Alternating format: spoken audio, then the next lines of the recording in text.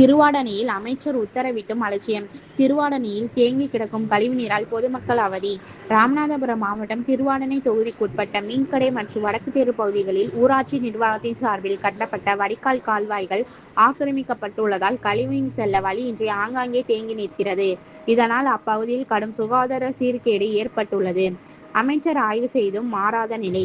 கடந்த சில தினங்களுக்கு முன்பு இவ்வழியாக சென்ற சுற்றுச்சூழல் துறை அமைச்சர் வி.கே.ராஜீவ் மக்கள் நடமாட்டம் உள்ள பகுதியில் கழிவுநீர் தேங்கி அசுத்தமாக காட்சியளிப்பதைக் கண்டு நேரில் ஆய்வு செய்தார். பொதுமக்களின் சுகாதாரத்தை கருத்தில் கொண்டு இந்த கால்வாய்களை உடனடியாக தூர்வாரி சுத்தம் செய்ய வேண்டும் என்று அங்கிருந்த அதிகாரிகளுக்கு அவர் உத்தரவு பிறப்பித்தார்.